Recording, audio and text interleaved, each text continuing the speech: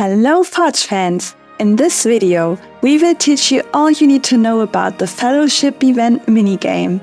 But before we begin, subscribe to our YouTube channel to never miss official tips and tricks and exclusive insights about new events, features and changes for Forge of Empires. The goal of the minigame is to complete tasks and collect enough feast rations to organize multiple banquets for your fellowship. You only need 1 million feast rations to prepare your first tutorial banquet, but after that, you will need 8.4 quadrillion feast rations every time. So how on earth can you collect all these rations? You start each banquet with the banquet hall and the carriage already available. But to kick off the preparations, you need to build the production buildings first.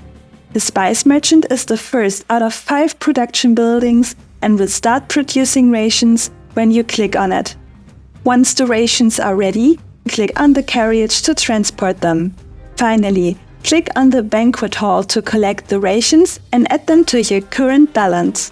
But as you can see, these production numbers are way too low to produce enough rations. So we need to upgrade the buildings to improve them. And to make this process even easier, hire yourself some overseers. They cost gemstones and will both automate and improve the capacity of the buildings. It means you no longer have to click to start a production. The more gemstones you spend, the better the overseers will be. But remember, you don't have unlimited gemstones, so you need to be smart about how much you spend on each overseer. We suggest focusing on the banquet hall, the carriage and the final production building, the gourmet butchery, as the most impactful buildings. Another good way to determine how much to spend is to check which overseer levels you need to complete the tasks. Now that things are automated, we can start upgrading our buildings. Click on the upgrade button once if you want to go up one level. And if you want to upgrade your building to the maximum possible level your resources allow for, enable the max setting. Please mind that this will only upgrade the building as high as its next milestone level. We suggest checking its setting every time you want to upgrade to make sure you control how many rations you spend. At every level, the buildings get slightly better, but at milestone levels they receive a significant boost. For the carriage and banquet hall, the milestone levels are at level 10, 25, 50, 100 and then every 50 levels. For the production buildings, they are at level 25, 50, 100 and then every 100 levels. Now that you have started to produce, transport and collect more rations, you can unlock the second production building, the Juice Emporium. It produces significantly more than the Spice Merchant and costs significantly more to upgrade. Therefore, you need to upgrade the carriage to transport all of the new rations and the banquet hall to collect them. With more rations in your stock, you can upgrade the Juice Emporium to a higher level, which will allow you to produce enough rations to unlock the next production building, and the cycle continues. The minigame is a constant balancing act between production, transportation and collection. Eventually, you'll get to a point where you can produce enough rations to complete the banquet.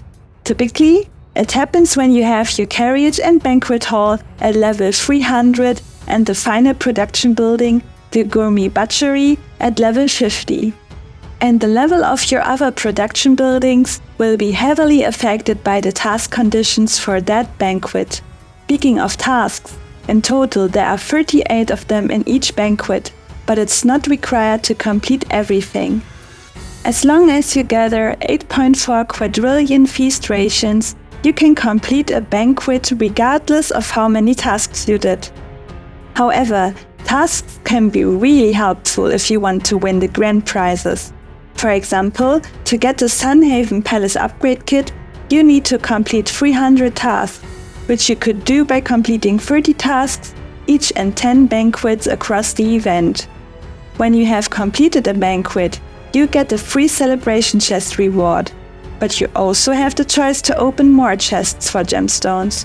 You need gemstones for overseers, So here you must choose how much to allocate for overseers and chests. If your goal is to complete as many banquets as possible, then save your gemstones for the overseers. The more banquets you want to complete, the more you need for overseers. If you only want to complete a few banquets, you can spend more in chests. But this also means you will complete fewer tasks.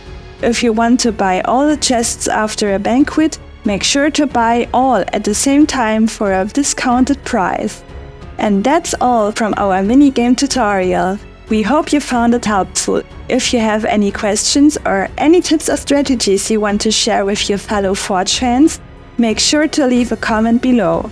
Also, make sure to leave a like on this video, subscribe to our YouTube channel, and follow the official Facebook page to stay up to date. See you at the feast!